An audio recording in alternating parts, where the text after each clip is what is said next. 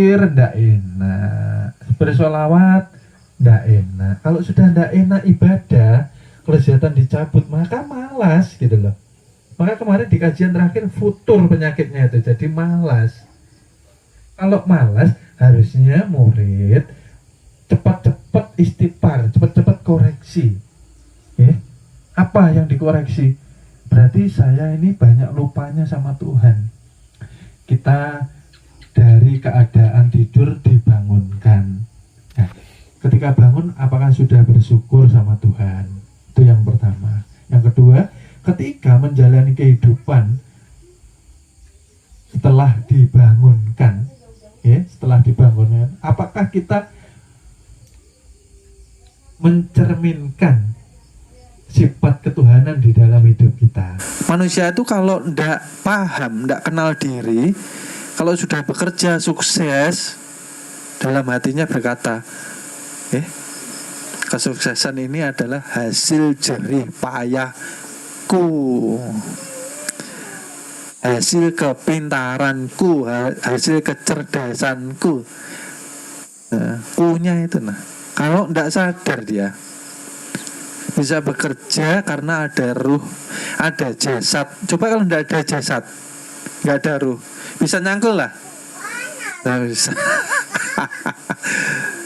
Jasad ini kan yang tadinya dari air ayah dan air ibu toh, kan betul seperti itu.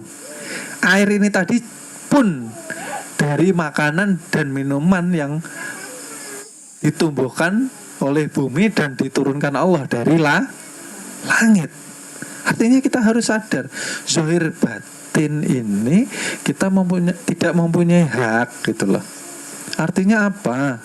Bekerja ya bekerja dengan mengingat Tuhan, ya, supaya tidak timbul keakuan ananiyah ini, ananiyah. Nanti syirik kahwi, syirik yang tersembunyi, ya. Akhirnya naik mobil nih, lihat tetangga sudah tidak ingat-ingat sudah, ya. Punya mobil, jalannya sudah lain-lain. Karena dulunya nggak pernah, paham Yang biasa tadinya motor butut, motornya yang harganya ratusan juta umpamanya, lalu sama tangganya sudah beda-beda. Artinya apa? Coba mau tidur tuh yang sadar tuh, yang sadar. Yang membuat kita bisa bekerja tuh siapa? Yang bisa membuat kita berkeluarga itu siapa? Yang bisa menitipi kita semua kenikmatan ini siapa? Kalau tidak Tuhan. Kenapa kita akui semua? Itu makanya Tuhan tuh murka sama kita itu. Murkanya apa? Untuk ditegur supaya ingat, kembalilah ke jalanku. Itu loh. Kembali. Hilangkan keakuan dirimu. Katanya sholatku, ibadahku, hidupku hanya untuk Allah. Iya toh? Ini ternyata berlainan. Ibadahku untuk supaya rezeki lancar. Nanti kalau tidak sholat rezeki tersendat-sendat. Nah, akhirnya pamrih seperti itu. Ya. Maka ketika ibadah, ketika berdiri kita sholat, menjalankan yang 5 waktu, kita menyaksikan kebesaran tuh, kita mengesahkan. Itulah mi'rajnya kaum mukminin dan mukminat. Jangan sampai mempunyai orientasi seperti itu. Akhirnya sholatnya hanya untuk menjaga agar rezekinya lancar, diketawakan Tuhan. Segitu aja imanmu ternyata. Gak boleh seperti itu ya. Ikhlas lillahi ta'ala. Ya karena yang bergerak, kita bisa bergerak sedikit saja bergeser itu karena Tuhan gitu loh. Ya mulai malam ini cobalah kita gak usah muluk-muluk ya. Belajar ilmu ketuhanan tuh kita harus sadar dulu. Karena dengan kesadaran itu akan menumbuhkan yang namanya keimanan. Karena apa? Kalau kita belajar ilmu ketuhanan terlalu jauh tapi tanpa sadar, akhirnya kita tidak mendapatkan apa-apa selain malah jauh dari Tuhan. Nanti malah mendapat fitnah. Katanya belajar ilmu makrifat atau tasawuf atau ikut torekoh, tapi akhlaknya Masya Allah. Nah, kesadaran disitulah dididik akhlak budi pekerti yang luhur di perguruan gitu loh. Katanya mau dapatkan ketenangan tuh ya sadar diri, supaya ketika kita menzohirkan la ilaha illallah, la ilaha illallah, la ilaha illallah, berarti Allah yang berkuasa. Kita tidak berkuasa sedikit pun. Makanya banyak-banyakin syukur. Banyak-banyakin syukur. Syukur artinya apa? Itu tadi, keluar masuk ibadah. Keluar masuk sadar ketuhanan. Sadar bahwa kita esa dengan Tuhan. Sadar bahwa sifat ini sudah manunggal dengan kita. Sifat kalau tidak manunggal, jasad ini tidak bisa bergerak. Sifatnya yang manunggal ya, bukan Tuhannya. Kalau Tuhan tetap Tuhan, hamba tetap hamba. Itu syukurnya kita. Bersyukur itu. La ilaha illallah, la ilaha illallah, illallah ini yang ada hanya Allah. Jangan kita, kebanyakan manusia itu hidup akunya yang hidup itu. Makanya susah. Banyak susahnya. Banyak terbelenggu masalah. Karena tidak ada syukurnya. Yang hidup tuh kamu kah aku, kata Tuhan. Kok kamu banyak maunya? Kok kamu gak mengikuti mauku, mengikuti maumu terus? Nah, karena apa? Tidak pernah membaca keinginan Tuhan yang sudah disyairkan melalui yang tersurat.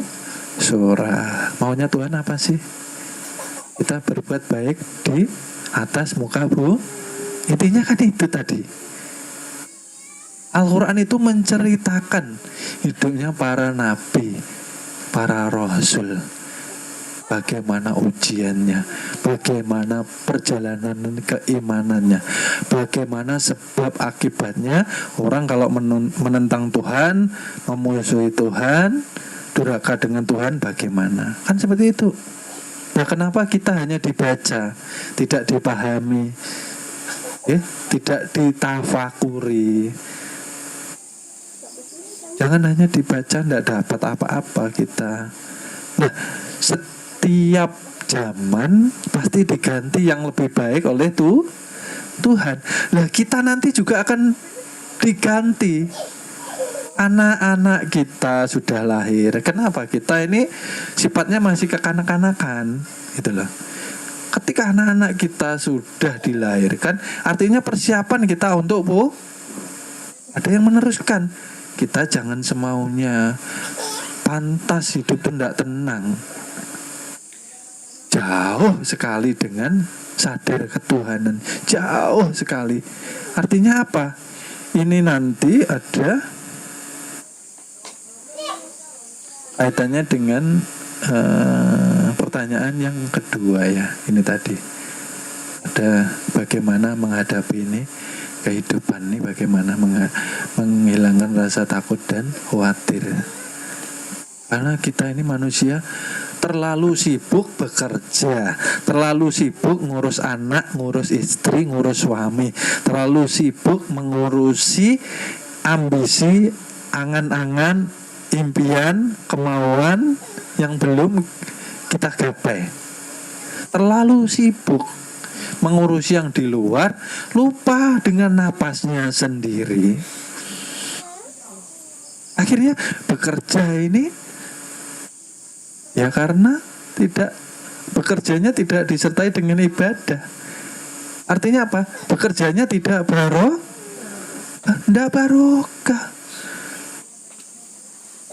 Tidak ingat dia kerja semaunya mengejar ambisi. Kerja harus mempunyai target planning. Bulan ini harus dapat sekian. Kalau kurang bagaimana ya menutupnya ini ya? Gali lubang, tutup loh. Lah, nggak pernah tafakur kalau malam mau tidur.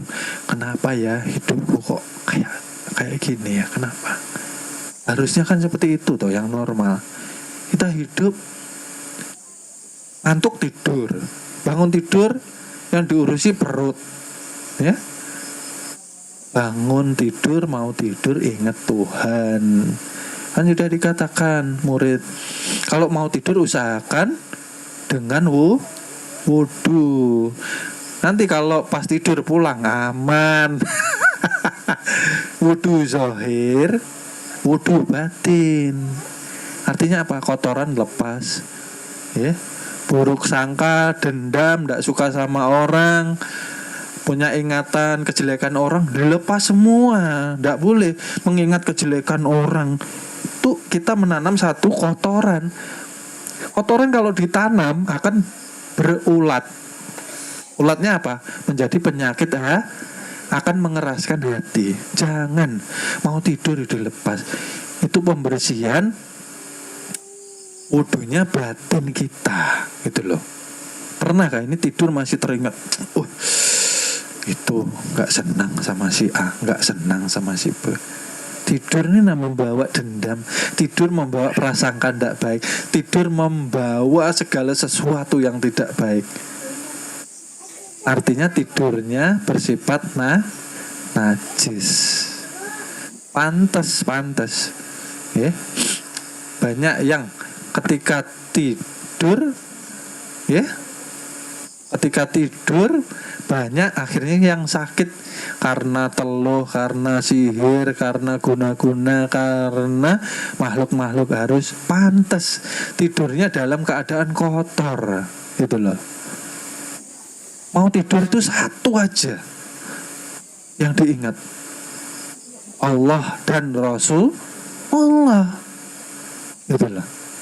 Jangan mengingat dunia, besok punya masalah banyak. Besok itu masih goib. Yang nyata detik ini, gitu loh. Besok ini kita serahkan sama Tuhan, maka urusan kita lancar, dipermudah, diberi ijabah, insya Allah barokah. Seperti itu loh. Manusia ini ketakutan dengan bayangannya sendiri. Punya Tuhan tapi tidak pernah percaya dengan Tuhannya. Kan sering saya bilang, rezeki itu bagi Tuhan mudah sekali, gitu loh. Asal kita pandai-pandai bersyukur, gitu loh. Apa sih yang mau dicari ini? Rezeki ini apa? Ya, kenyamanan dunia. Intinya kan seperti itu. Takut miskin karena takut kelapa. Kenapa kita takut? Kenapa kita ingin nyaman hidup? Karena kita merasa kalau merasa hidup berarti kita sudah syirik. Ibadah pun gugur, tidak akan diterima. Karena nyatanya mayat tuh tidak minta apa-apa. Kita banyak lupa sifat hakiki kita ini jisim, mayat.